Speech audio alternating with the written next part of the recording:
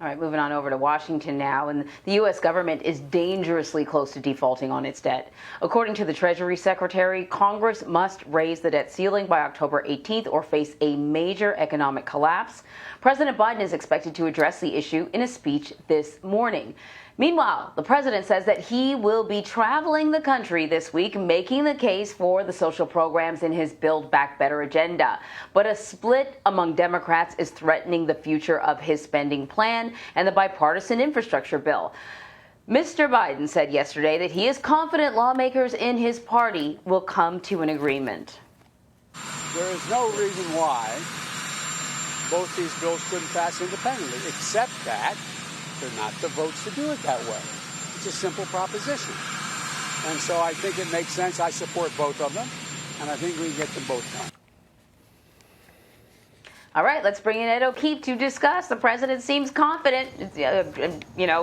Maybe it can be done. The matter of when it'll be done is probably completely up in the air, though. Where do negotiations currently stand between moderate Democrats and progressive Democrats? And is there a time frame for a vote on President Biden's agenda?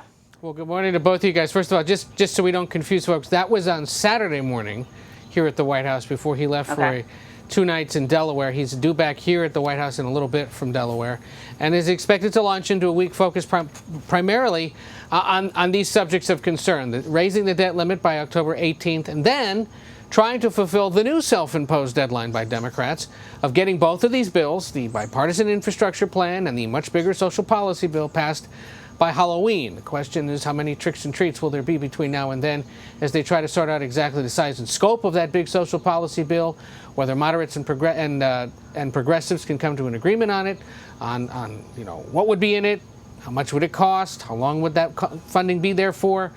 These are things that are going to require a little bit of presidential direction, but we'll see. We haven't heard yet exactly what he may have done over the weekend to try to get the ball rolling and get Democrats talking amongst themselves. The irony is that normally in town, we're talking about Democrats and Republicans fighting over big legislation. This is very much an intra-party Democrat-on-Democrat disagreement. While they agree in principle that ultimately something's got to get passed, it's what's in it and in what order these things get passed that's holding everything up. So, Ed, it seems as if the president, at least recently, has come down on the side of progressives, especially during last week's meeting on the Hill. How would that decision impact the agenda? Well, and the reason he's coming down on the side of progressives is because he didn't show up at Capitol Hill last Friday and say, pass the damn things already and just get this over with. What he said was, you got 2 moderate Democrats in the Senate, closely divided, 50-50, got to get everybody on board to get something passed, who say that they can't pay more than $1.5 trillion. But you got all these progressives on the other side saying, no, we're good with $3.5 trillion. So what he was suggesting to them is find some middle ground there in the twos. Is it $2 trillion? Is it 2.5? Is it 2.9? And figure out how to put this thing together and get it done by October 31st. And by doing that, he signaled, I want to go as big and broad as we can. That was what I campaigned on. That's what I've been pushing for. That's what I know we can and should get done. And therefore, the progressives take that as a win.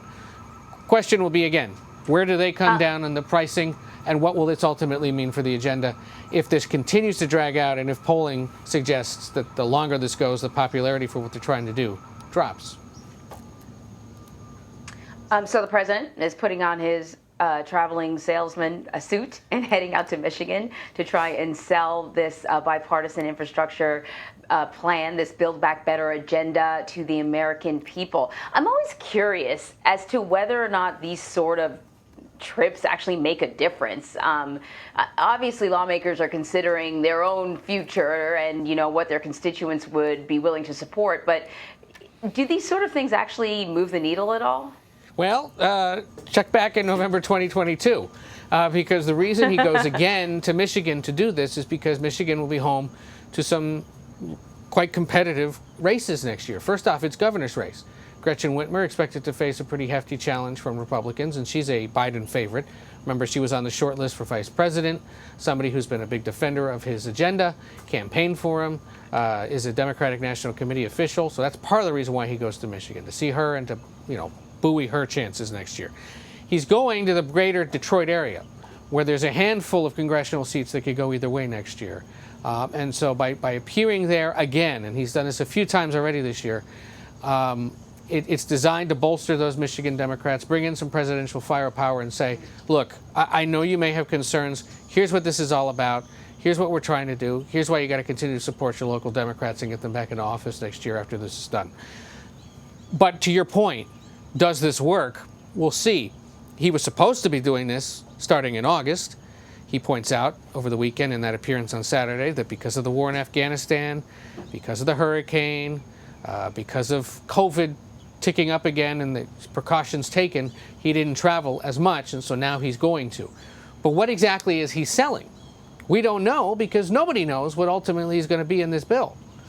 Generally, they want to do things like fight climate change, make sure there's steps taken to ensure there's enough affordable housing in this country, expand Medicare, drop the price of prescription drugs, universal pre-K, universal community college for those who need it.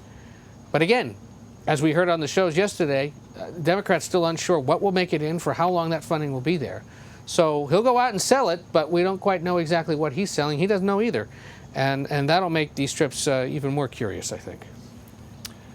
So, Ed, let me ask you about this. As you know, on October 18th, the U.S. government hits its debt limit. The president is expected to address raising the debt ceiling later this morning. What do we expect him to say? Two things. One, put pressure on Republicans who so far refuse to go along with raising the debt limit, despite the fact that they've been part of that and bipartisan votes for raising the limit for decades.